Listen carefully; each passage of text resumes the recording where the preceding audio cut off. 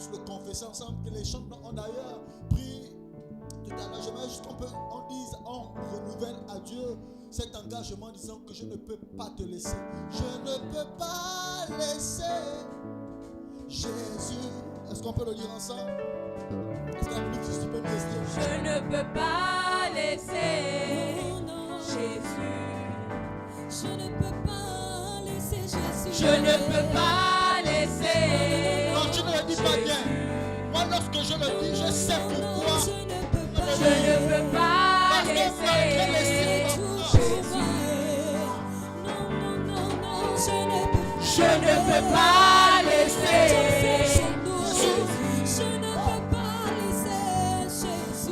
Je ne peux pas laisser Jésus. Est-ce qu'on peut monter? Je ne peux pas laisser.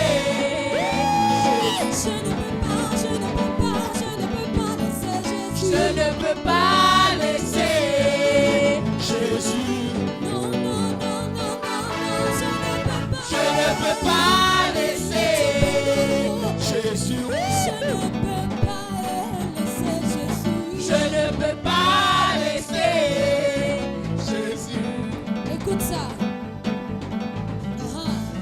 Il est mon ami fidèle. Yes. Il ne m'abandonne jamais. Non, non, non. Quand je crie à lui, Il est là pour me secourir. il est mon ami fidèle. Ah. Il ne m'abandonne jamais. Quand je crie à lui, Il est là pour me secourir. il est mon ami fidèle. Il ne Laissons m'abandonne pas vous jamais. abandonner. Quand je crie à lui, Il est là pour me secourir. oui, quel est ce nom? Dis-moi cet amour pour Je ne peux pas laisser. Jésus.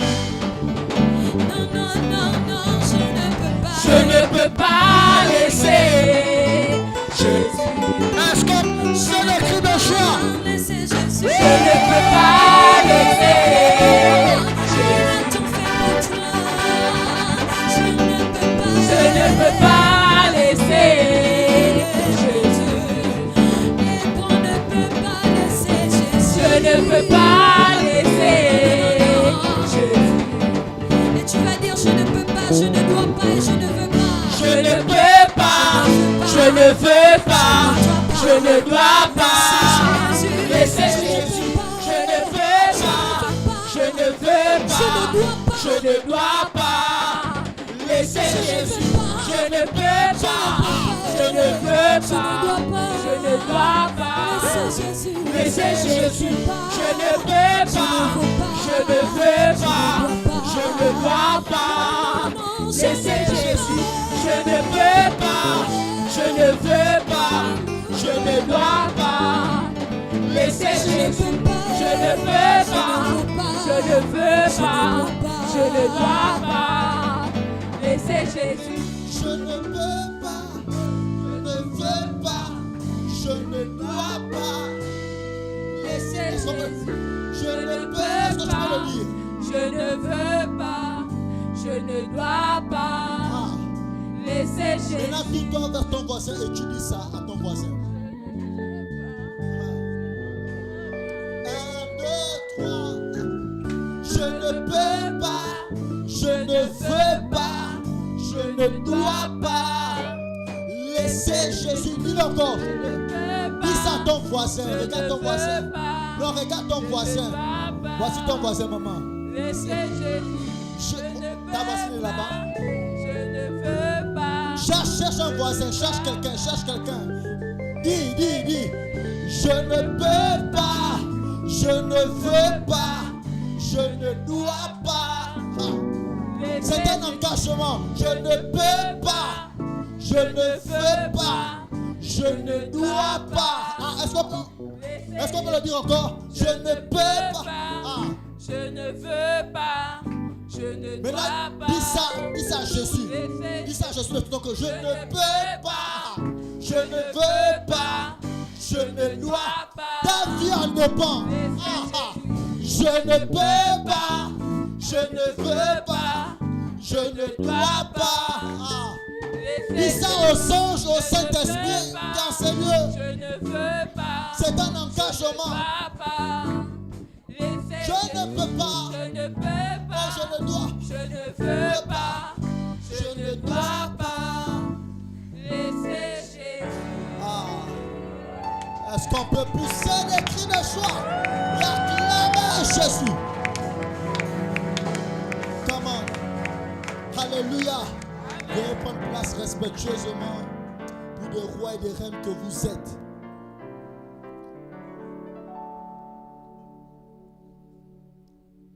Merci les chants, que Dieu vous bénisse.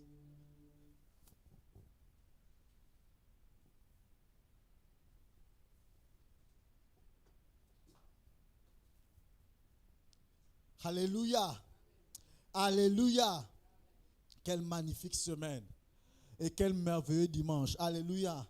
Je ne sais pas si tu ressens la présence de Dieu comme moi ce matin. Mais laisse-moi te dire que le royaume est bel et bien manifeste en ces lieux. Merci. Le royaume est bel et bien tangible en ces lieux. Et il n'y a que des hommes spirituels qui peuvent ressentir sa présence en ces lieux. Alléluia. C'était difficile, je peux vous l'avouer, de se lever ce matin, mais il fallait honorer Dieu. Lorsque tu as compris que, au-delà de tout, tu peux perdre ton travail si tu ne pars pas. On peut te licencier si, malgré tes excuses en disant que tu es fatigué, et tu donnes la justification à ton chef en disant « Je ne suis pas venu ce matin parce que j'étais fatigué ». La première chose qu'il va faire, il va certainement te regarder, il va te demander l'explication parce que la fatigue, en RH, justification fatigue, ça n'existe pas dans le monde professionnel. Pour ceux qui sont professionnels, ils savent, justification fatigue, dans les ressources humaines, ça n'existe pas. Ça veut dire que dans le royaume de Dieu, la fatigue n'existe pas. Et tout à l'heure, on le verra. Alléluia. C'était difficile de me lever, de prêcher ce matin parce qu'on a eu une semaine vraiment speed, une semaine assez charnière où nous avons vu la main de Dieu. Alléluia. Et nous avons des raisons de dire à Dieu que je ne peux pas te laisser. Malgré les circonstances, même lorsque les hommes te découragent, même lorsque, en fait, les personnes à qui tu mets ta confiance te délaissent, te découragent. On a vu combien de fois Dieu a dit véritablement, et j'ai compris le message encore du pasteur Martial le dimanche dernier, sur le fait qu'il fallait que Dieu mette seulement 300 hommes vaillants de côté, afin qu'aucune personne ne puisse attribuer cette gloire. Alléluia. Il n'y a que des personnes qui étaient très proches pour savoir que ce qui s'est passé hier, aucun homme ne peut s'attribuer cette gloire. Alléluia. Et Dieu a fait en sorte que les portes soient de plus en plus verrouillées de tous les côtés pour qu'aucun homme ne puisse s'attribuer cette première édition. Le reste viendra et nous le croyons fermement. Alléluia. Même les personnes qui sont restées à la maison, qui n'ont pas voulu venir, rassurez-vous que Dieu a tiré sa gloire. En fait, ce matin, j'ai envie de dire, il y a Dieu dedans. Oh. Ah. Il y a Dieu dedans. Oh. Il y a Dieu dedans. Oh. Ah, ah. Est-ce qu'on peut dire, il y a Dieu dedans? Il y avait Dieu dedans. Ah, il y a Dieu. Le 16 mars, là, il y avait Dieu dedans. Alléluia, que Dieu vous bénisse. Nous voulons partager, j'aimerais introduire un thème, active ton zèle. C'est le thème de ce matin. Nous sommes dans le mois du service. Nous parlons du service. Nous sommes en train d'ouvrir un livre, où du moins nous l'avons déjà ouvert le dimanche dernier, et le pasteur a introduit sur le service. Ça fait déjà 2 dimanches, et ce matin, j'aimerais que l'on puisse parler du zèle. Il n'y a pas de service sans zèle. Il n'y a pas de bon service, j'aimerais le dire déjà, sans zèle. La vraie question, c'est quoi le zèle? Je ne serai pas long ce matin parce que les mercredis qui vont j'aimerais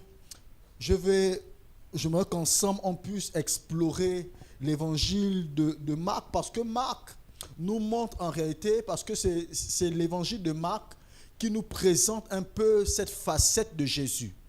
L'évangile de Marc nous présente Jésus comme étant le serviteur, pas n'importe quel serviteur, mais le serviteur qui est venu remplir sa mission. Lorsque vous lisez, le mois dernier, nous avons scruté l'évangile de Matthieu. Et ce mois, en principe, c'est les quelques semaines qui vont venir. Nous voulons voir dans les 16 chapitres que compose Marc, comment Jésus, en tant que serviteur, est venu remplir bien sa mission. Et cette année, le Seigneur nous a dit la face.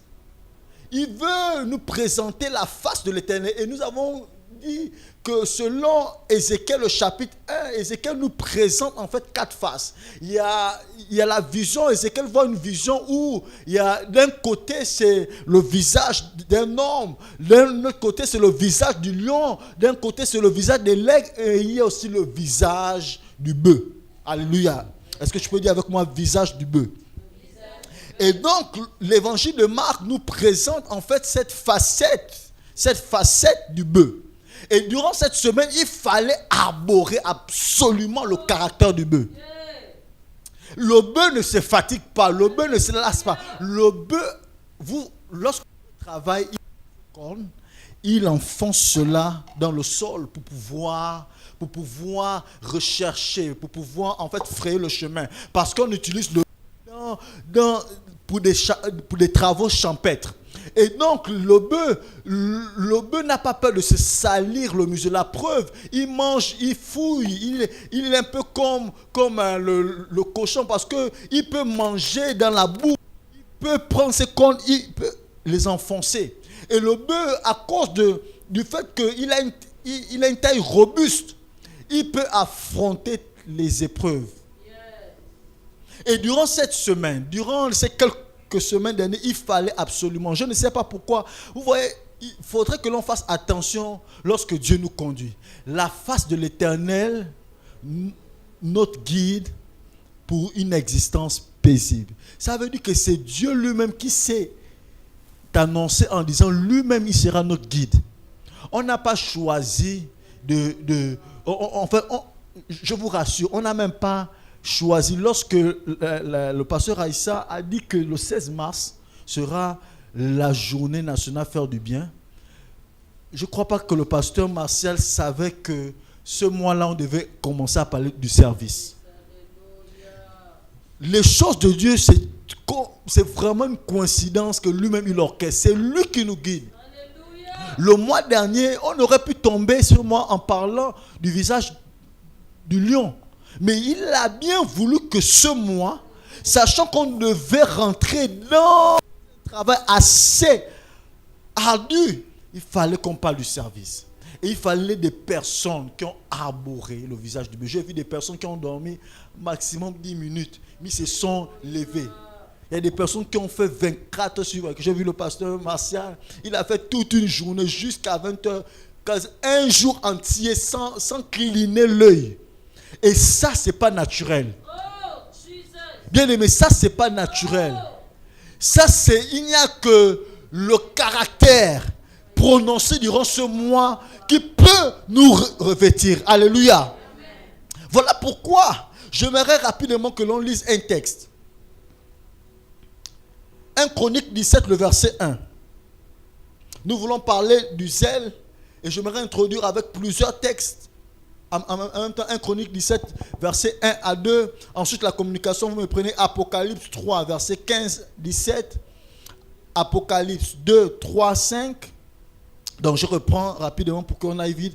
1 Chronique 17, 1 à 2. Apocalypse 3, 15 à 17. Apocalypse 2, verset 3 à 5. Jean 2, le verset 17. Éphésiens 6, le verset 15, et Romains 10, le verset 15. J'espère que vous avez noté pour qu'on aille vite. C'est vraiment une introduction que nous allons faire. active ton zèle. Ça signifie que ce matin, Dieu nous dit d'activer notre zèle parce que le zèle peut, à un moment, se refroidir comme il peut disparaître. Voilà pourquoi je vous propose ce thème que nous allons voir. 1 Chronique, verset 17, verset 1 à 2. Lorsque David fut établi dans sa maison, il dit à Nathan, le prophète, « Voici, j'habite dans une maison de cèdre, et l'arche de l'alliance de l'Éternel est sous une tente. » Verset 2.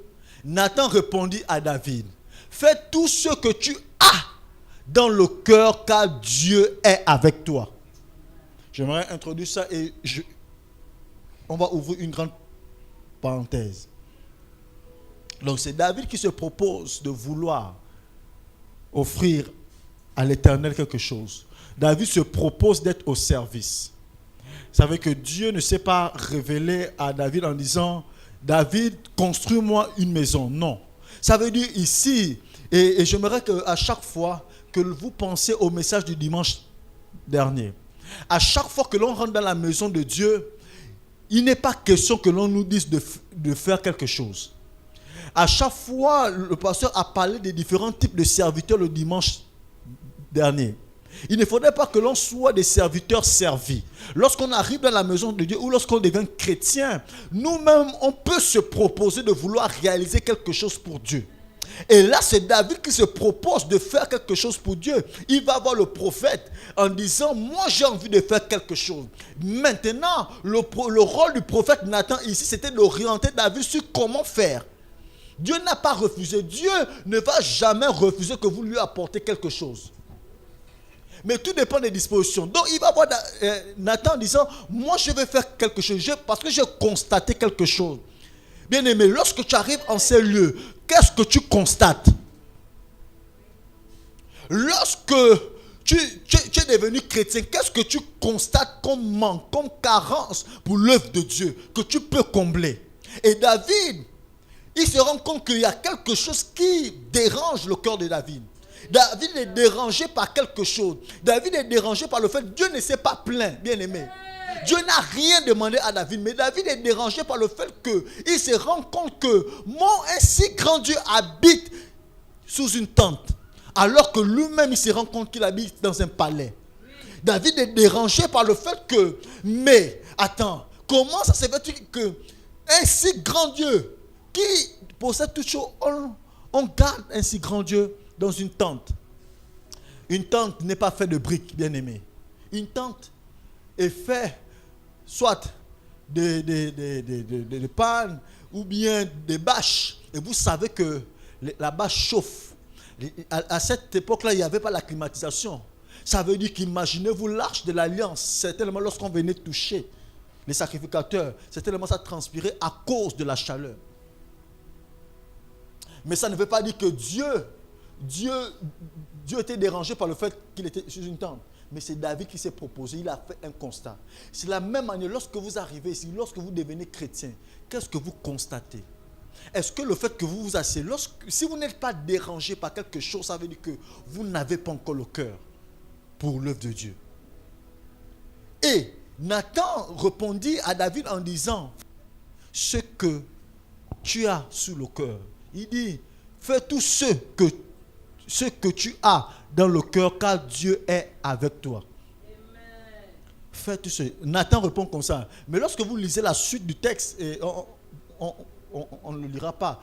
Nathan maintenant se propose d'aller consulter l'Éternel. Et maintenant, là, l'Éternel répond à Nathan en disant que ce n'est pas David qui va faire cela. Ça veut dire que Dieu approuve le choix. L'initiative de faire la journée, faire du bien et sortir d'ici, mais Dieu pourra approuver ça de telle sorte que ça puisse s'étendre sur le plan mondial et national avec Dieu, d'autres personnes. C'est pour dire que ce que tu as sous le cœur, lorsque tu veux faire quelque chose, commence à proposer, à vouloir le faire. Et ensuite, Dieu va approuver. Bien aimé, on le verra, dans la maison de Dieu, il n'y a pas de spectateurs. Dans l'œuvre de Dieu, il n'y a pas de spectateurs. Apocalypse 3, verset 15, 17. Et on le verra vraiment tout au long de ces quelques semaines. Apocalypse 15, 17.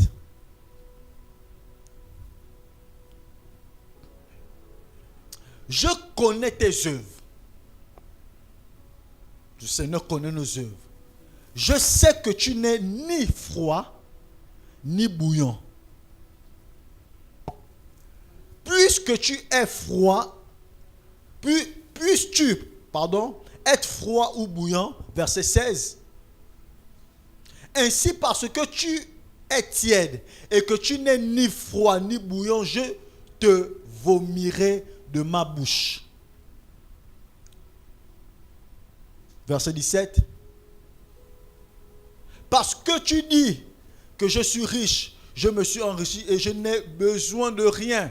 Et parce que tu ne sais pas que tu es malheureux, misérable, pauvre, aveugle et nu. Reviens au verset 15, s'il te plaît. Après, on prend Apocalypse 2 pour faire le lien avec ces deux textes. Il dit, je connais tes œuvres. Le Seigneur connaît qui est qui. Tu n'as pas besoin de poser une action pour montrer que tu es au service, comme disait le pasteur. Non, mais le Seigneur connaît. Il s'adresse ici à l'église. Il dit, je connais tes œuvres. Je sais que tu n'es ni froid ni bouillant. Ça veut dire que tu n'es complètement pas engagé pour l'œuvre de Dieu. Ça veut dire que tu n'es ni engagé pour l'œuvre de Dieu entièrement, tu n'es ni très engagé pour l'œuvre de Dieu. Il dit, puisses-tu être froid ou bouillant. En fait, ici, Dieu nous montre l'ange qui se révèle ici à l'apôtre Jean sur l'île de Patmos, nous fait un constat. Mais comment ça se fait-il que cette église, tu n'es ni froid, ça veut dire que tu n'as ni de zèle, tu n'es pas engagé pour l'œuvre de Dieu, tu es engagé pour l'œuvre de Dieu, ça veut dire que être bouillant, être capable d'être très engagé pour l'œuvre de Dieu, et tu te retrouves au milieu de quelque chose. L'ange, donc Dieu est dérangé par les personnes qui sont moitié froid, tantôt tu es froid, tantôt tu es tiède, tantôt tu es engagé pour l'œuvre de Dieu, tantôt tu n'es pas engagé. Donc Dieu est dérangé par là. Voilà pourquoi il propose, il dit, puisses-tu être froid ou bouillant. Et tu dois donc décider toi-même de choisir où tu te trouves. Parce que lorsque tu te tiens au milieu, ça dérange Dieu. Ça dérange Dieu qu'un jour, une semaine, tu es très engagé, enflammé pour Dieu. Et la semaine prochaine, lorsqu'il y a une autre œuvre, c'est toi qui trouves toutes les excuses. Je dois dormir. Et une semaine, tu es ponctuel pour l'œuvre de Dieu. Et la semaine qui suit, c'est toi qui trouves quelque chose. Mais qu'est-ce qu'il donne? Il dit au verset 16, puisque tu n'es ni froid, ni bouillant, moi, je te vomirai. Ainsi, parce que tu es tiède, voilà. Tu es tiède et que tu n'es ni froid ni bouillant, je te vomirai de ma bouche. Le verset qui explique, c'est le chapitre d'avant, Apocalypse 2, verset 3, 5. Maintenant, c'est là où on parle du zèle. Verset 2. Pour mieux comprendre. Il dit encore, je connais tes œuvres. Ça veut dire qu'il connaît notre travail. Il connaît ce que tu fais. Il connaît ta manière de faire. Tout à l'heure, on va expliquer c'est quoi le zèle. Il connaît en fait. Il connaît si tu es vrai, si tu es faux. Il connaît si tu es fourbe. Il connaît si tu es froid ou si tu manques de zèle. Il dit, je connais tes œuvres. Ton travail et ta persévérance. Je sais que tu ne peux supporter les méchants, que tu as éprouvé ceux qui se disent apôtres et qui ne le sont pas, et que tu les as trouvés menteurs. Verset 3. Que tu as de la persévérance, que tu as souffert à cause de mon nom, et que tu ne t'es point lassé. Verset 4. Mais, il y a un mais qui dérange Dieu. Il y a toujours un mais. Il dit, mais ce que j'ai contre toi, c'est que tu as abandonné ton premier amour. Dans notre version, trouvez-moi la version comparée où on dit, mais ce que j'ai contre toi, c'est que tu as abandonné ton premier zèle.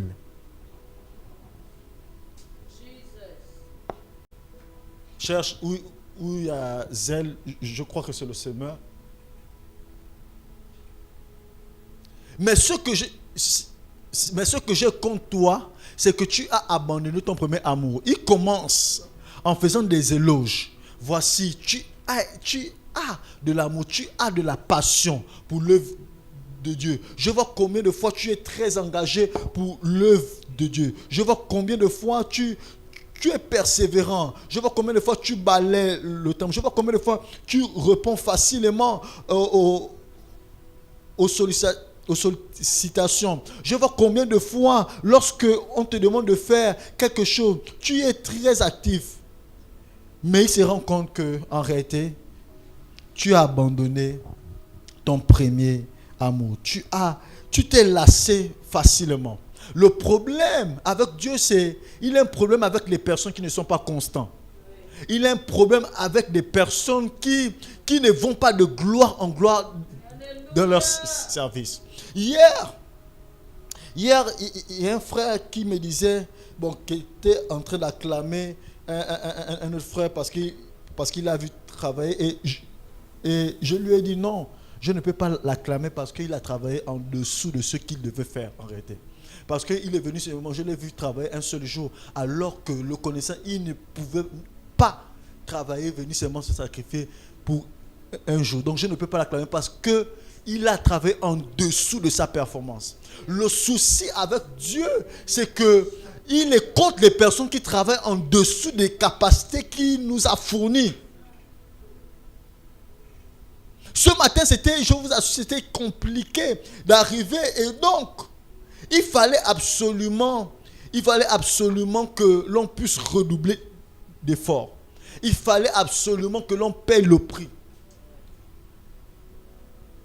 Et la semaine était tellement compliquée que même pour se lever ce matin pour prêcher, le pasteur, lorsqu'il nous a programmé, je voulais trouver une raison pour la semaine. Mais j'ai compris que lorsque Dieu t'appelle à faire quelque chose, il n'a que faire de ta charge de semaine. Il t'a mandaté. Il t'a mandaté et tu fais ce que tu as à faire. Le but ce matin, c'est que l'on puisse activer notre zèle. Il dit, ce que j'ai contre toi, c'est que tu as abandonné ton premier amour. Et son premier amour, cette église, leur premier amour, c'était le fait qu'ils étaient toujours ardents. C'était qu'ils étaient toujours bouillants. Voilà pourquoi il fait le reproche. C'est que tu n'es ni froid ni bouillant. Je te mets où? Et si tu es tiède, je te vomirai. Ton péché ne t'excuse pas d'être ardent, d'être bouillant pour l'œuvre de Dieu. Ta situation familiale ne t'excuse pas d'être bouillant pour l'œuvre de Dieu. Ta pauvreté ne t'excuse pas d'être ardent pour l'œuvre de Dieu. Ton échec à l'école ne t'excuse pas pour être ardent pour l'œuvre de Dieu. Ta condition physique, bien aimée. On a vu quelqu'un avec un seul bras. Un seul bras. Non seulement il ne dort pas. Il travaille avec un seul bras, mais il est tellement passionné pour l'œuvre de Dieu, pour ce qui devait se faire avec un seul bras. Toi, tu as deux mains. Il soulevait les choses. Ta condition physique ne t'excuse pas pour servir Dieu. Ton âge ne t'excuse pas pour servir le Dieu. Est-ce qu'on peut parler vrai ce matin? J'ai vu papa Alain se sacrifier. Sa fille Brigitte faire toute une nuit pendant que les autres ont dormi en train de pouvoir ranger les choses. Ta condition, ton âge ne t'excuse pas pour servir Dieu. J'ai vu combien de fois les émotions ont été éprouvées, bravées lors du coup-feu à ce qu'il fallait absolument accomplir quelque chose. Bien-aimé, Mais ce que je compte toi, c'est que tu as abandonné ton premier amour. Tu as bien commencé. L'ange dit, mais tu as bien commencé, mais ce que je compte toi, c'est que tu as abandonné ton premier amour. Bien-aimé, le zèle, la définition biblique du zèle, c'est l'ardeur. Lorsque vous voyez quelqu'un de très ardu pour servir, pour une œuvre, pour une tâche, il a du zèle. Le zèle, c'est faire des choses avec empressement. Le zèle, c'est faire des choses avec dévouement. Le zèle, lorsqu'on dit que quelqu'un est zélé, c'est qu'il est mis au service pour une cause.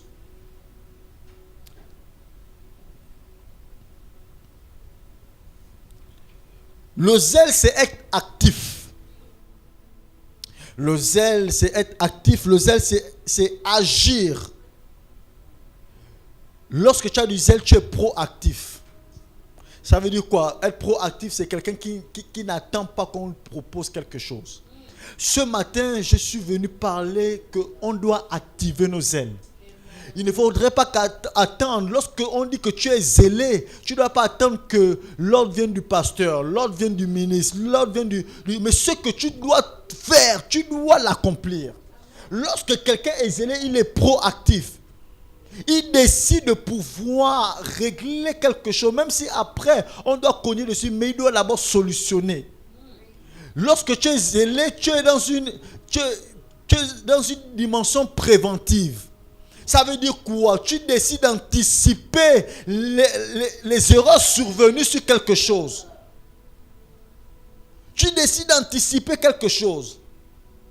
Lorsque tu es zélé, le dictionnaire biblique nous dit que tu es appliqué. Tu décides de pouvoir t'appliquer dans ce que tu fais.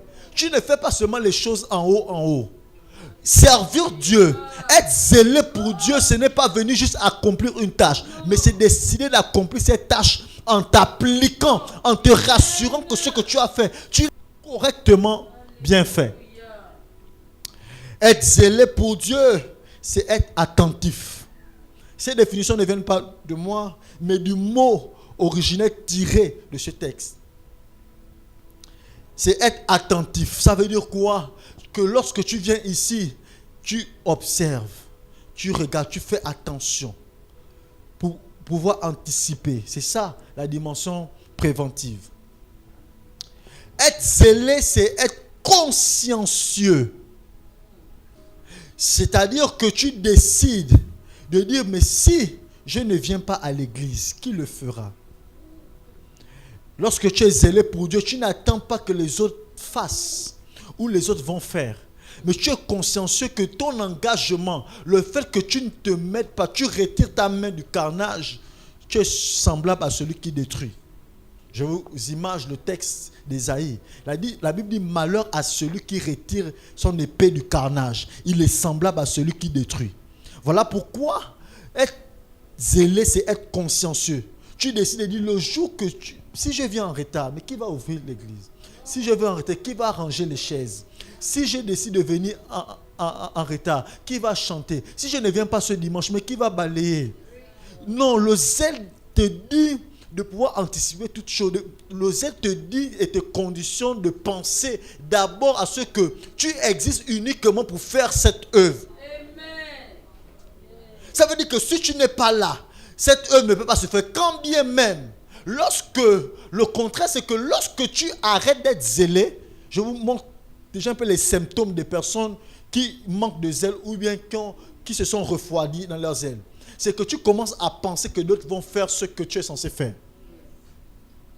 Lorsque tu arrêtes d'être zélé, tu commences à te dire que si aujourd'hui je ne viens pas, quelqu'un d'autre pourra le faire. Tu as arrêté complètement d'être zélé. Parce que être zélé, c'est être consciencieux. Être zélé, c'est être dévoué. C'est-à-dire être dévoué, c'est que tu as juré que moi, peu importe les conditions, les circonstances, je ne laisse pas cette œuvre. Je ne me retire pas. Je n'abandonne pas. J'ai vu quelqu'un hier pendant qu'on appelait un responsable. On appelait en disant, mais pourquoi tu n'es pas sur le site en train de superviser? Elle a dit, je ne viens pas. Et j'ai compris que être zélé pour Dieu, c'est être dévoué. Peu importe les circonstances, peu importe ce qui s'est passé. Mais tu décides d'abord de faire la tâche jusqu'au bout. Le reste des choses là, on regarde pas. Mais tu décides de t'engager, d'aller jusqu'au bout. C'est ça la dévotion. Lorsqu'on dit que tu es dévoué pour quelque chose, c'est être dévoué, c'est que tu es capable de mourir pour la chose. Tant que la chose ne se réalise pas, tu ne laisses pas. Être zélé, c'est cela. Ça veut dire que le contraire, c'est que si tu n'as pas ces éléments, c'est que tu n'es pas zélé pour Dieu.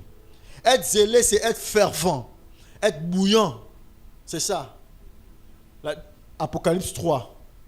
Être zélé, c'est être bouillant pour Dieu. Être zélé, c'est être sérieux. J'ai aimé ça. Le dictionnaire biblique termine en disant, être zélé, c'est être sérieux. Ça veut dire que lorsque tu n'es pas sérieux, ça veut dire que lorsqu'on ne te fait pas confiance, c'est que tu n'es pas zélé. C'est quelqu'un, parce que lorsque tu n'es pas sérieux, quelqu'un qui manque de sérieux, c'est quelqu'un à qui on ne peut pas faire confiance, on ne peut pas confier quelque chose. Mais lorsqu'on commence à te confier des choses, c'est qu'on a décelé en toi un zèle. Donc tu dois décider, ou bien toi-même tu dois t'engager en disant que je dois faire cette œuvre avec hardiesse. Bien aimé, lorsqu'on ne te confie pas quelque chose, c'est parce qu'on a décelé en toi non seulement un manque de zèle et un manque de sérieux. Il y a des personnes qui veulent qu'on puisse leur confier des choses, mais on ne voit pas le sérieux. Parce que le peu qu'on a pu te confier un jour, une heure, une minute, tu ne l'as pas fait en t'appliquant. Tu ne l'as pas fait avec dévotion. Tu n'as même pas rendu compte. Être zélé, c'est être sérieux. Bien aimé, Dieu attend que nous soyons des personnes sérieuses dans son œuvre.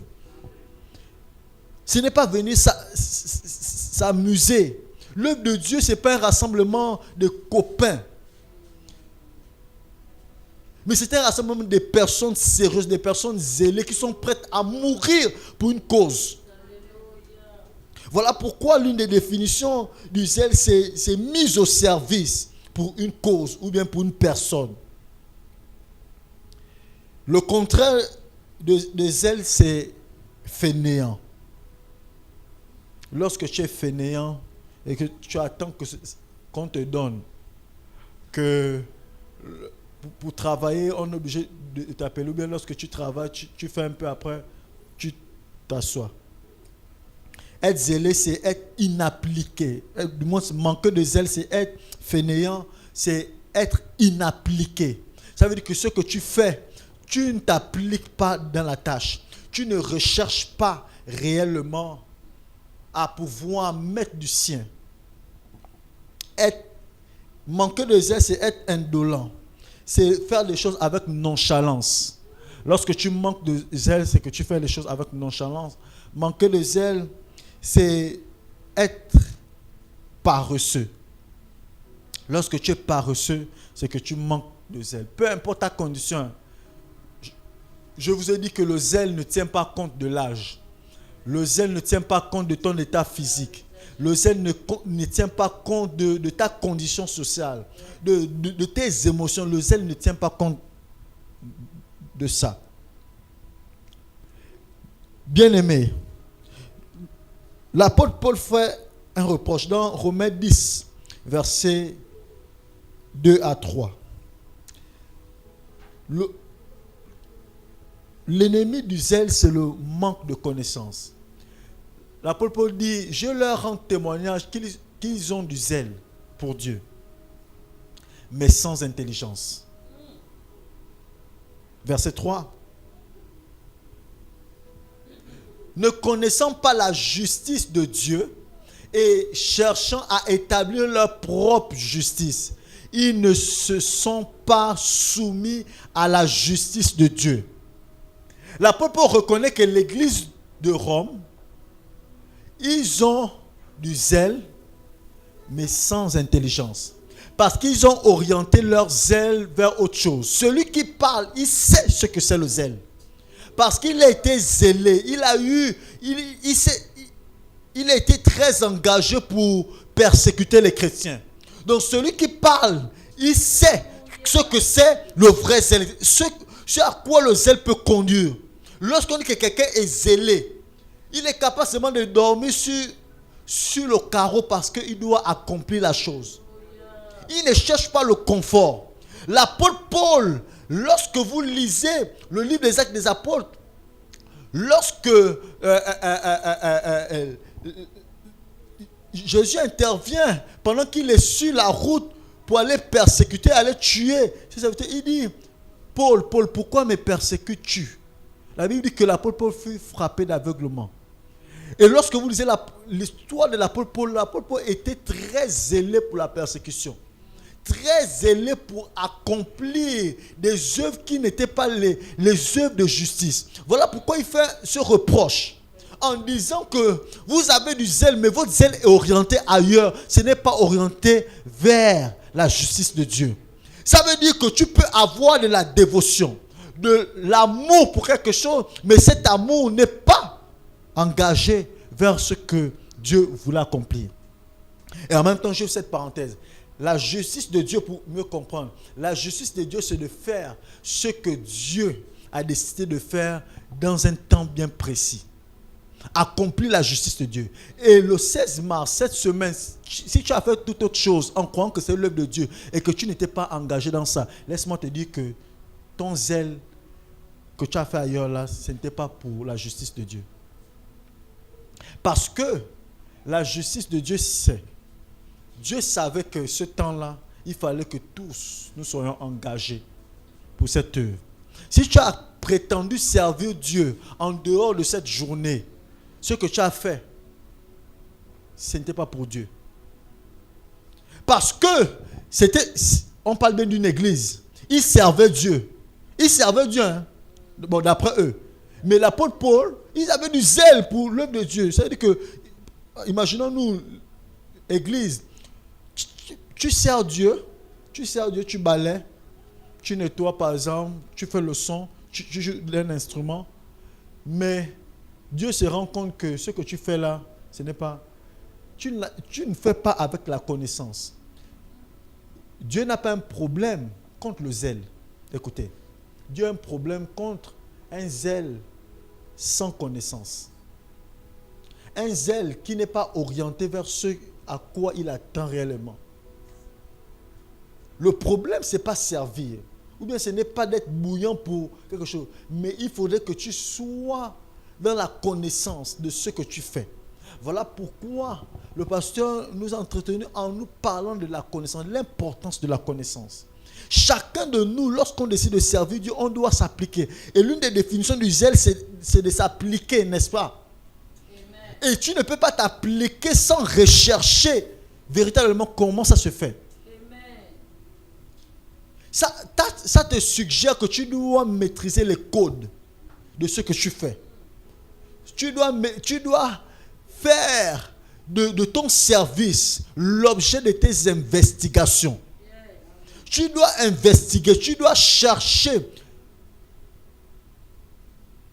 dans ce que tu fais de telle sorte que ça soit orienté vers la justice de Dieu. Parce que tu peux travailler pour Dieu et ce n'est pas orienté vers ce qu'il attend de toi. Donc l'apôtre Paul a un problème contre le fait que l'église de Rome travaillait, mais ce n'était pas pour accomplir la justice de Dieu. Avoir du zèle, bien-aimé. Et Jésus l'a montré dans Jean 2, le verset 17.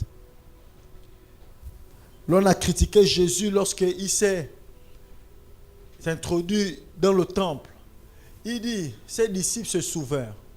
Parce que l'acte qui vient avant, c'est que Jésus arrive dans le temple et il se rend compte que dans le temple, c'est devenu un lieu de commerce.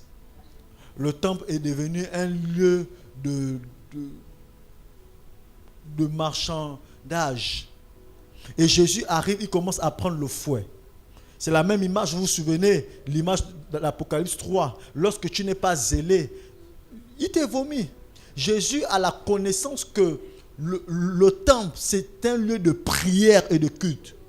Mais il arrive et on commence à critiquer Jésus en disant, mais comment il se met à fouetter les gens?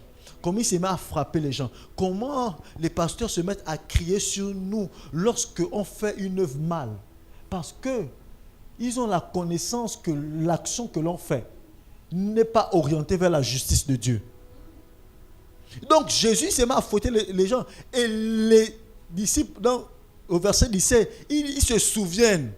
Ils ont de la connaissance. Parce que les disciples, assurément, comme les pharisiens se sont mis à critiquer, pourquoi il fait ça, les autres ont fauté. Assurément, les disciples, certains disciples, certainement, se sont mis à critiquer en disant, mais pourquoi il fait ça? Après, mais la Bible dit, ils se souviennent. Donc la connaissance est revenue en eux, en disant, ces disciples se souviennent qu'il est écrit, le zèle de ta maison me dévore. Ils se sont mis à critiquer certainement. Ils se sont mis à parler certainement, à murmurer. Mais ils se rendent compte de la connaissance. Ils ont lu un jour. Ils ont eu la connaissance que la seule chose qui peut faire que cet homme agisse comme cela, c'est parce que David avait dit déjà, le zèle, avait prophétisé, le zèle de ta maison me dévore. Donc lorsque vous voyez des personnes dans l'œuvre de Dieu, dans l'église, ayant la passion des choses bien faites, c'est parce que le zèle de ta maison me dévore. Le désir de voir l'œuvre de Dieu avancer, le désir de voir les choses bien se faire, me dévore. C'est pas que les personnes ont un problème contre vous. Le problème, c'est que toute reproche, les personnes croient qu'on oriente ça directement vers elles. Non, c'est vers la manière de servir. C'est vers ta manière de considérer l'œuvre de Dieu. C'est vers ta manière de servir. C'est vers ta manière de prendre l'œuvre de Dieu avec négligence et nonchalance. Le problème, ce n'est pas contre ta personne, parce qu'hormis ici, on ne parlerait pas de ça. Dehors, on parle d'autre chose. Mais lorsqu'on arrive ici, on commence à faire un reproche concernant la manière de faire l'œuvre. Les gens s'approprient ça comme étant une affaire personnelle. Non. C'est une question du zèle de ta maison. C'est une question de rétablir l'ordre des choses. Parce que le zèle, il faudrait qu'on le fasse avec justice. Voilà pourquoi les chantres, par exemple, le cas des chantres, à la fin de leur culte, ils ont une rubrique critique du culte. Donc, critique du service. Pour pouvoir s'évaluer. Est-ce que ce qu'ils ont été fait, ça a été fait selon la connaissance de Dieu? Est-ce que ce qui a été fait, ça a été fait de manière appliquée? Pour que prochainement, vous fassiez bien. Le problème, ce n'est pas contre des individus. Le problème, c'est une question de zèle. De rétablir, d'activer le zèle, de mettre l'amour pour l'œuvre de Dieu à la place qu'il faut. Bien-aimé, Jésus a agi cela.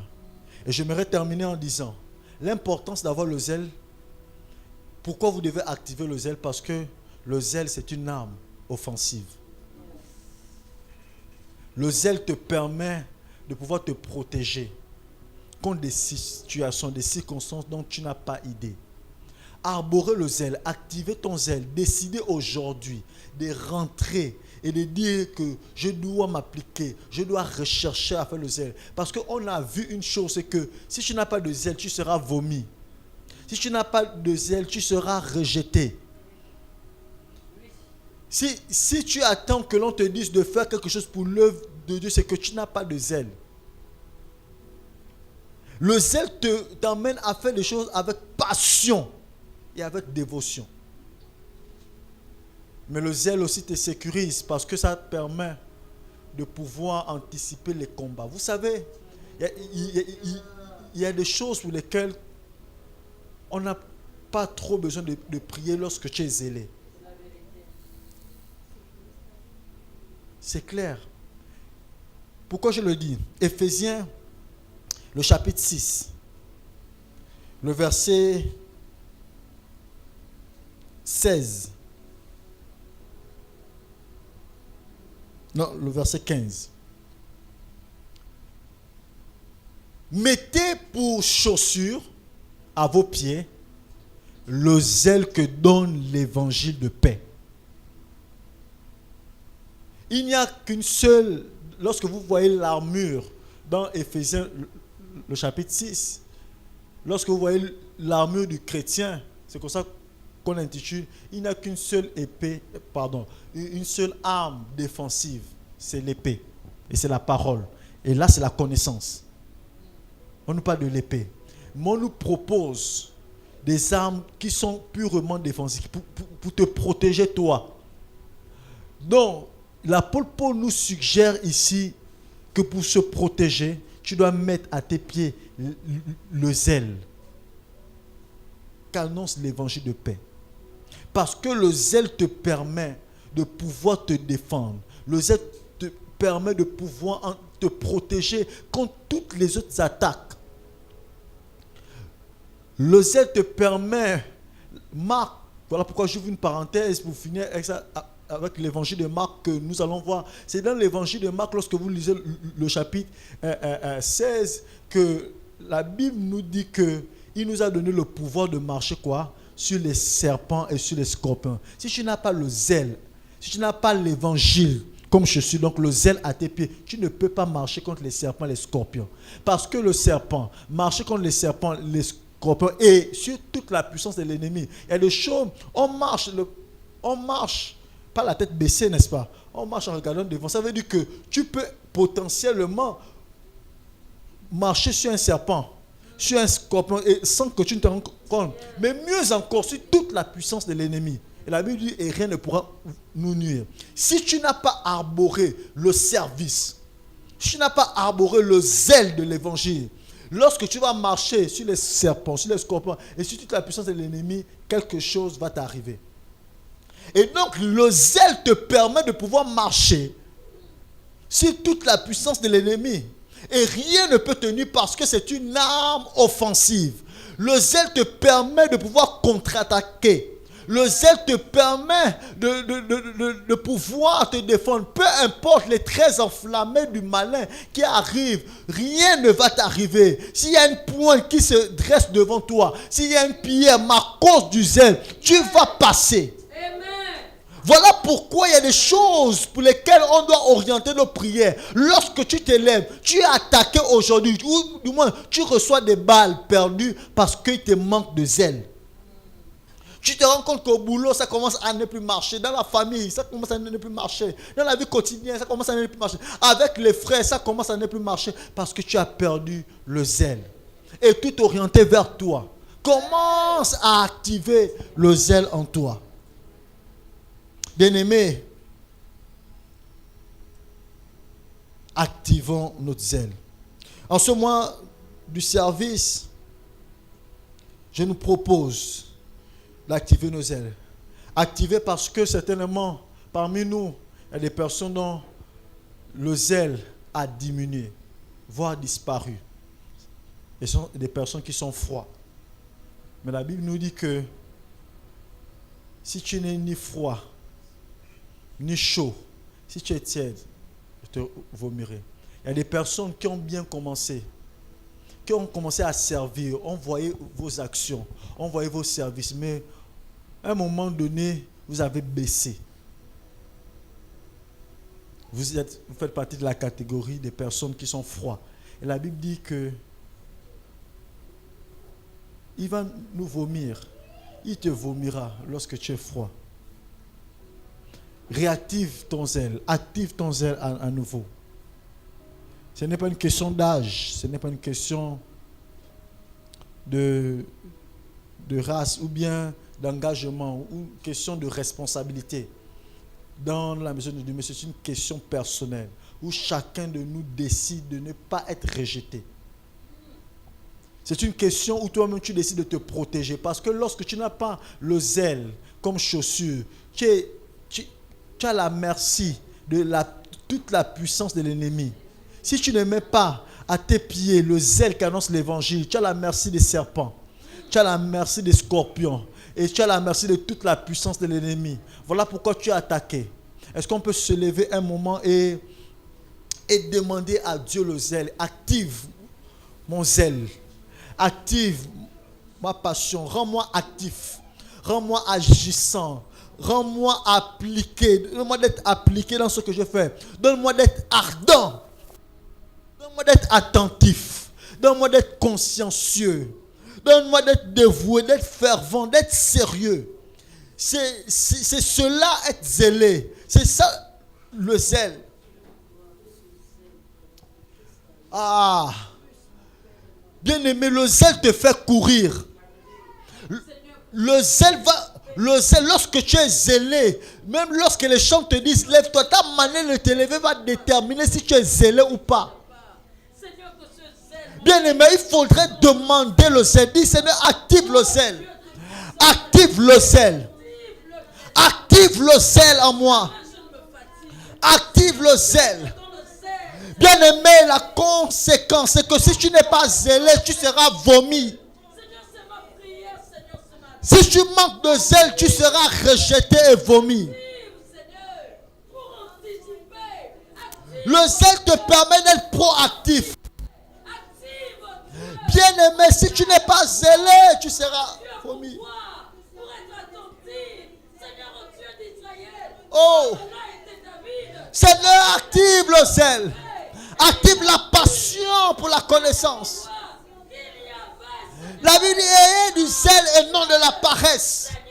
Soyez fervents d'esprit, servez le Seigneur. Ah Seigneur, remplis-moi de zèle et non de la paresse. Et non de la nonchalance. Remplis-moi de zèle, remplis-moi de zèle. Active la passion. Peu importe les conditions, peu importe les circonstances. Je refuse de me lasser. Je refuse d'abandonner. Je refuse de me relâcher. Je veux m'appliquer quoi que tu me dises de faire. Je veux m'appliquer. Je veux être conscient de ce que je fais.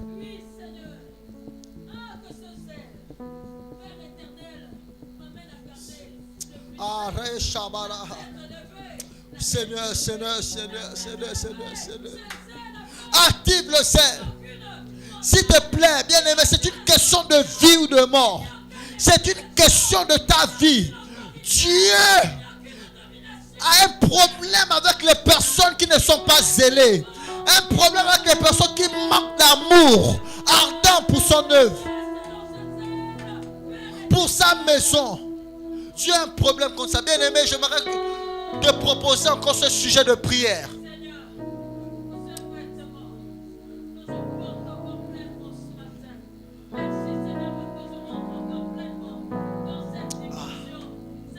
Ouais. Oui. Ah. Tu as juste besoin du zèle. Oui. Macharabani.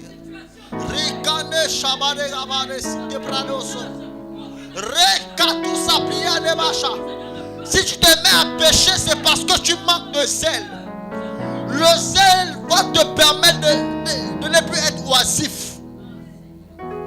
Bien aimé, lorsque tu es zélé pour l'œuvre de Dieu, tu vas sortir de l'oisiveté.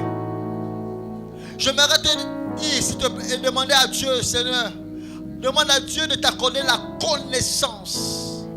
La connaissance concernant le zèle que tu as. Après avoir demandé l'activation, demande la connaissance. Est-ce que tu peux dire, Seigneur, donne-moi de connaître ce que je fais pour toi. Donne-moi de rentrer dans la connaissance. Donne-moi d'aimer la connaissance. Donne-moi de rechercher la connaissance. Donne-moi pour m'appliquer dans ce que je fais. J'ai besoin de connaître.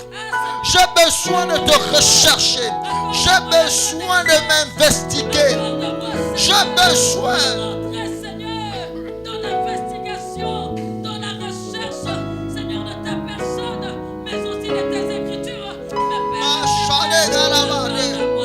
Oh, accorde-moi la connaissance. Ah, bien aimé. Bien aimé. J'aimerais. La Bible dit ayez du zèle. Ce n'est pas un choix, mais c'est au mode impératif. Ayez du zèle et non de la paresse. Soyez fervent d'esprit. Soyez bouillant. Servez le Seigneur. Tu ne peux pas dire que tu es zélé sans servir le Seigneur, sans être au service du Seigneur. Le zèle que tu as va t'emmener inéluctablement vers le service. Au sortir de ces moments, après avoir prié, en disant active le service, les personnes, vous allez courir en semaine pour chercher qu'est-ce que vous devez faire ici. Vous allez appeler en disant qu'est-ce que je peux faire ici. Lorsque tu as du zèle, c'est servir le Seigneur. Pasteur.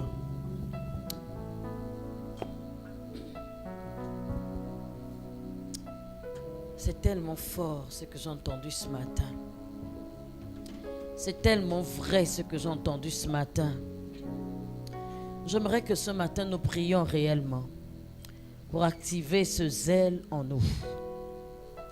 J'ai entendu qu'ici, le zèle nous amène à nous comporter comme Christ Jésus, qui ne tolère pas la médiocrité, qui ne tolère pas même la confusion.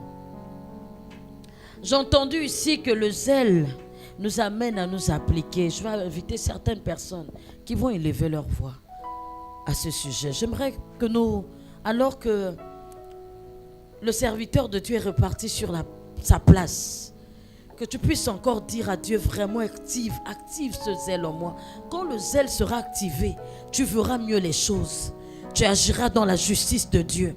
Tu ne verras plus que c'est quelqu'un qui se trouve devant toi. Tu ne verras plus que c'est ta soeur. Tu ne verras pas que c'est quelqu'un qui te demande de faire. Mais tu verras que c'est l'Esprit de Dieu. En réalité, le zèle n'est que l'Esprit de Dieu qui est en nous pour nous activer à faire les choses de Dieu. Est-ce que tu peux prier un instant dans ce sens? Prie avec moi. On va prier un instant. Prions. Parce que les choses s'attestent dans la prière. Les choses s'assèent dans la prière. Les choses se réalisent dans la prière. Voilà pourquoi ce matin, notre Père et notre Dieu, alors que ce message est sorti fortement, ce message, Père éternel, au Dieu, qui n'est pas compris depuis dans l'église, qui fait même que les hommes deviennent des ennemis, Seigneur, entre les autres, à cause du zèle qui se trouve dans chacune des personnes, je prie, Dieu d'Israël, dans le nom de Jésus, que la compréhension du zèle, Seigneur, entre dans la vie de tout un chacun, et que chacun se positionne dans cette dimension, dans le nom de Jésus, Christ de Nazareth, que nous nous positionnons dans cette dimension. Je vais inviter la ministre Orneline qui va prier là-dessus, sur le zèle de s'appliquer, le zèle de comprendre, le zèle de la connaissance, qu'elle prie pour nous dans ce sens. Et je vais donner après à quelqu'un d'autre prier. Notre Père et notre Dieu, ce matin, nous te bénissons pour ta parole. Seigneur, alors que tu nous parles de zèle ce matin, je prie dans le nom puissant de Jésus de Nazareth, que Père éternel, oh Dieu, notre zèle nous emmène à voir la connaissance. Seigneur, oh Dieu, de ce que tu attends de nous. Seigneur, nous voulons te servir avec zèle. Nous ne voulons pas nous fatiguer. Nous voulons jour et nuit, mon Père et mon Roi, être debout pour tes intérêts. C'est pourquoi ce matin je prie dans le nom de Jésus-Christ de Nazareth que chacun d'entre nous s'inscrive dans la connaissance. Nous voulons, Père, Seigneur, oh Dieu, que ton œuvre avance. Mais tu attends de nous que nous ayons du zèle. Tu attends de nous que nous nous positionnons. Tu attends de nous que nous nous appliquons. Dans le nom de Jésus, je déclare que ce matin, tous ensemble, Père, nous nous revêtons de ce zèle. Seigneur, oh Dieu, merci, parce que ce matin, nous avons compris. Nous avons compris. Oui, Seigneur, que nous nous appliquons. Nous avons compris que nous nous levons. Nous avons compris que nous agissons. Parce que ce matin, tu remplis et prends de ce zèle qui perd jour et nuit, sert sans se fatiguer. Tu remplis et prends ce matin de ce zèle qui court, Père, Seigneur Dieu, pour répondre à ton appel. Je le déclare ce matin dans le nom de Jésus-Christ de Nazareth. Je déclare ce matin qu'elle prend, Père, oui, répond à cet appel et se revêt de ce zèle dans le nom de Jésus. Merci Seigneur. Laisse que l'honneur et la gloire te reviennent. Amen. J'ai appris tout à l'heure que quand le zèle de la maison de l'Éternel nous dévore en réalité, il n'est plus question d'âge, il n'est plus question même de notre condition physique. Parce que j'ai vu quelqu'un qui n'avait pas de main, mais qui est en train de travailler. J'aimerais que le Seigneur vraiment vienne agir pour les excuses, pour la paresse. Que le Seigneur vienne travailler dans nos cœurs. Parce qu'à un moment, ça a été l'âge. Je suis vieux, je suis jeune. Mais nous avons vu que servir Dieu dans le zèle, en réalité, ne dépend pas de toutes ces choses, de nos émotions, de tout ce que nous ressentons, même parfois de notre état. Nous avons vu que toutes ces choses ne sont que des excuses, mais des excuses qui viennent de qui? De l'ennemi pour nous enlever dans le champ du service. Je vais appeler Maman Ariane, venir prier dans ce sens. Des excuses, toujours des excuses. Des excuses où je suis en bonne santé. Des excuses où je ne sais pas, je suis infirme. Des excuses où je n'ai pas. Nous avons vu qu'en réalité, dans ce champ de faire du bien, nous avons vu toutes les conditions. Nous avons vu toute catégorie de personnes. Nous avons vu des vieillards dormir. Nous avons vu des personnes ne pas dormir. Nous avons vu. Et j'aimerais que nous puissions prier pour que ces excuses tombent dans cette église. Parce que nous n'allons plus marcher dans ces histoires. À partir d'aujourd'hui, l'église Hébron va changer. Au nom de Jésus, à cause du zèle de l'Éternel qui va réellement s'imprégner dans nos vies. Oui, Seigneur, ce matin, nous activons ce zèle. Au nom de Jésus, nous activons ce zèle. Ce zèle qui ne va plus nous faire regarder nos âges ou nos conditions sociales. Nous déclarons ce matin que toute façon de regarder les conditions sociales tombe ce matin. Au nom de Jésus, il n'y aura plus de raison. Il n'y aura plus de raison. Les raisons tombent ce matin. Au nom de Jésus, on ne va plus se regarder selon l'âge. Au nom de Jésus-Christ, on ne va plus se regarder selon les circonstances. Au nom de Jésus, ni selon l'état physique. Au nom de Jésus, toutes ces raisons tombent ce matin. Au nom de Jésus, sont tombés de nos vies. Tous ces raisonnements, au nom de Jésus, qui se sont opposés au zèle, tombent ce matin. Au nom de Jésus, qui ont travaillé contre le zèle, tombent ce matin. Au nom de Jésus-Christ. Seigneur, tu nous as dit que nous devons aller jusqu'au bout dans notre zèle, jusqu'à ce que nous puissions même perdre la vie. Seigneur, jusqu'à ce que nous perdons même la vie. La vie n'a plus. Seigneur, notre vie, on ne regarde plus à notre vie, mais nous regardons à ton œuvre. Nous voulons regarder à ton œuvre ce matin. Ce n'est pas notre vie, mais ton œuvre. Pas notre vie, mais ton œuvre. Pas nos conditions, mais ton œuvre. Au nom de Jésus, faire avancer ton œuvre. C'est pour cela que tu nous as dit d'activer notre zèle. Le zèle est activé ce matin. Au nom de Jésus-Christ. Le zèle est activé chez chacun. Celui qui est jeune n'a plus de raison. Celui qui est vieux n'a plus de raison. Celui qui est malade, une main n'a plus de raison. Un pied n'a plus de raison. Au nom de Jésus. Celui qui a été à l'école n'a plus de raison. Celui qui n'a pas été à l'école n'a plus de raison. Au nom de Jésus-Christ. Ce que tu veux, c'est le zèle. Et c'est ce que tu trouves ce matin dans nos cœurs. Au nom de Jésus. Père, nous te rendons grâce. Parce que je vois Satan tomber comme un écart dans cette église. Au nom de Jésus. Satan, je te vois tomber. Oh, tout ce que tu avais déjà préparé tombe ce matin. De Jésus-Christ. Je te vois tomber. Tes petites manigances, les trafics, les ventes, les marchandises que tu opérais dans l'église, je dis c'est fini au nom de Jésus.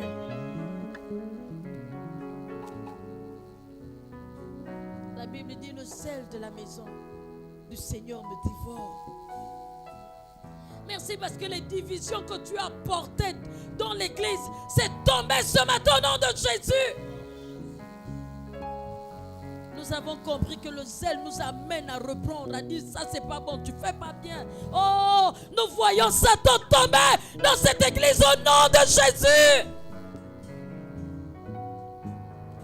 après chaque activité, nous voyons les gens souvent, Seigneur, rentrer dans les critiques, rentrer. Oui, tel m'a dit ceci. Père éternel, nous avons été instruits ce matin parce que nous comprenons que si nous ne sommes pas appliqués, que si nous n'avons pas travaillé à la dimension qu'il fallait, nous ne pourrons pas être acclamés. Voilà pourquoi ce matin, tout ce que l'ennemi avait prévu, nous venons renverser au nom de Jésus-Christ de Nazareth.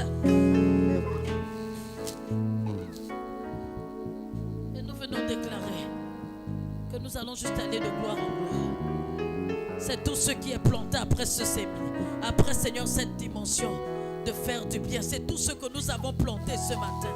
Nous avons planté la compréhension. Merci parce que bon a changé. Nous te bénissons parce que je crois personnellement que tu t'es adressé à ceux qui étaient dans le carrefour de ni chaud ni froid. Nous te rendons grâce parce que nous ne voulons pas être vomis par toi. Si tu nous vomis, qui peut nous protéger? Si tu nous abandonnes, nous serions comment? Et là, je vais faire l'appel à cette catégorie de personnes qui ont décidé de servir Dieu dans le froid ni chaud. Le conseil que je vais te donner ce matin, c'est que si Dieu te lâche, sache que tu es perdu. Vraiment, je suis en train de le dire là sincèrement pour une personne. Le Seigneur est en train de t'interpeller, la façon dont tu as servi Dieu, tu t'es comporté jusqu'à maintenant. C'est David qui dit, lui préférait tomber entre les mains de Dieu que contre les mains des hommes. Quand tu tombes entre les mains de Dieu, personne ne peut te secourir, personne ne peut te relever. C'est même mieux qu'une personne soit en froid envers toi que ça ne soit avec Dieu. Personne ne peut être en froid, en problème avec Dieu et penser que sa vie peut aller loin. Parce que si Dieu te lâche, tu as la merci de tous. Il n'y aura aucun scorpion qui ne va. C'est-à-dire que tous les scorpions vont te mordre.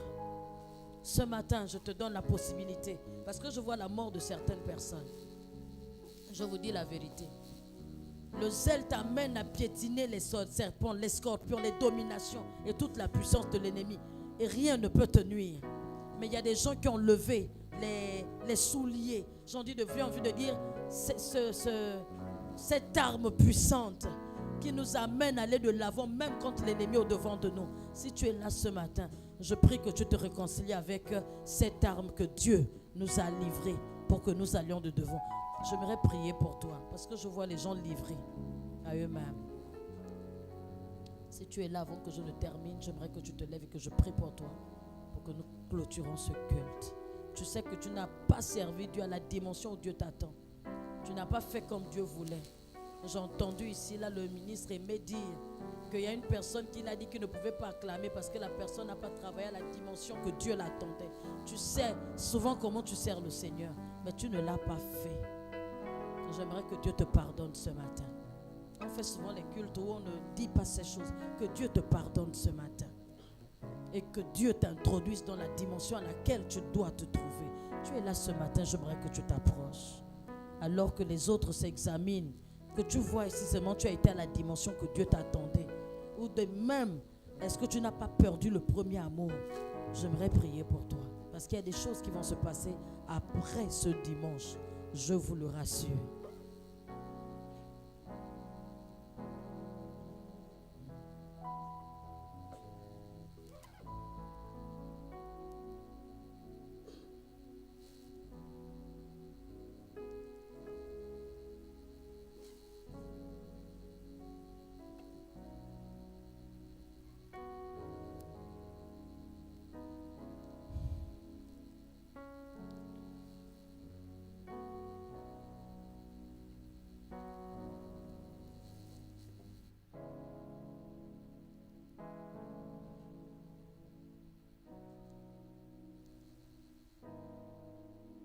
Nous le faisons dans nos administrations. Quand tu sais que tu n'as pas fait la tâche que le patron t'a demandé, on est obligé il y a souvent des demandes d'explications et puis tu demandes des excuses.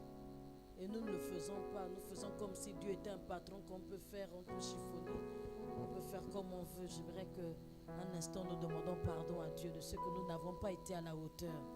de ceux qu'on n'a pas pu faire ce que Dieu, comme on disait, on n'a pas discerné la justice de Dieu et être ensemble. Vous savez, quand Dieu parle à une armée, toute une armée doit être, c'est-à-dire dans les rangs et obéir. Vous savez que vous n'avez pas obéi dans vos cœurs. Est-ce que tu peux demander pardon au Seigneur?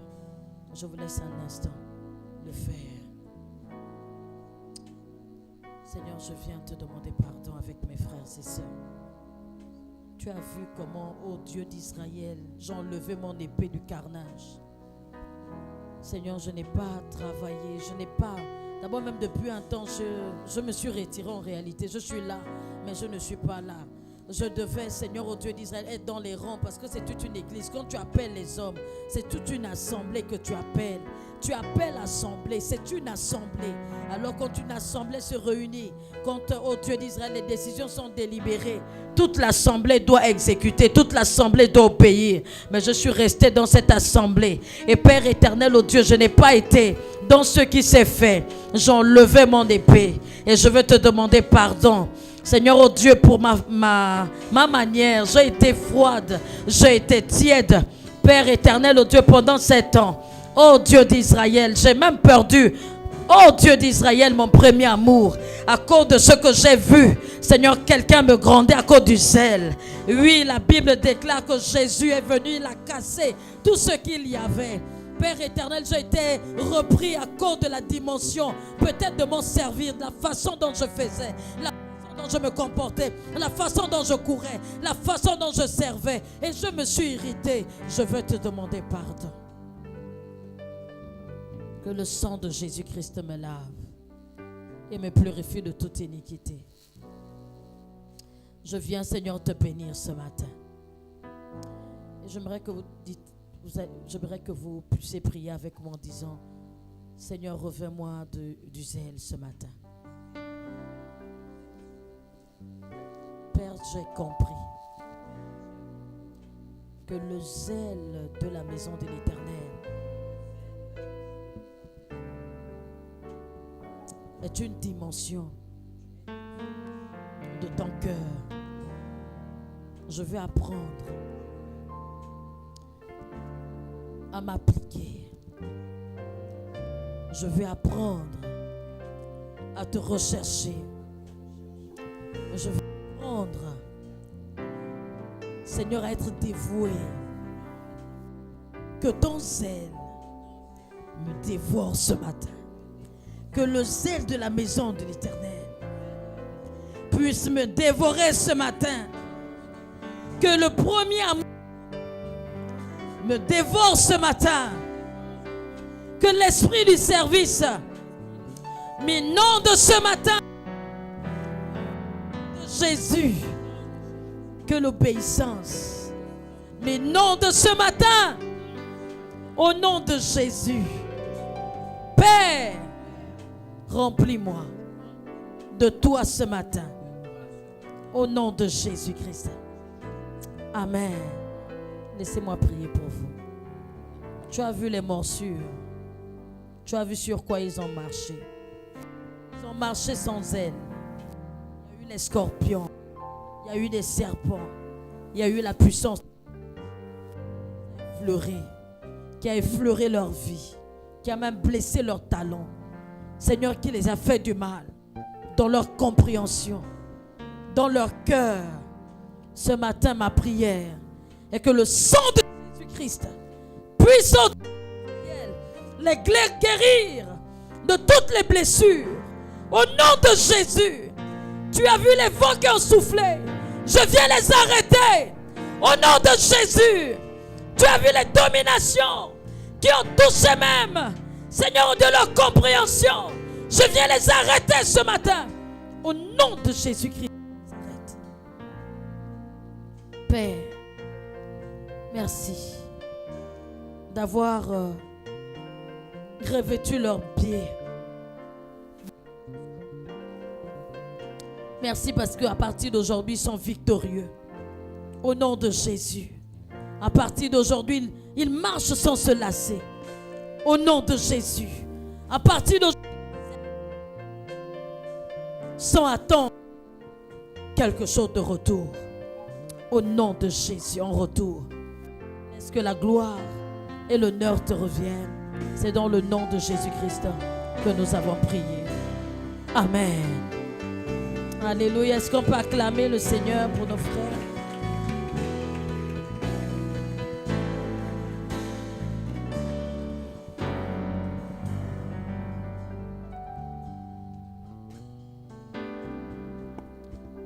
Acclame encore le Seigneur pour ce merveilleux message.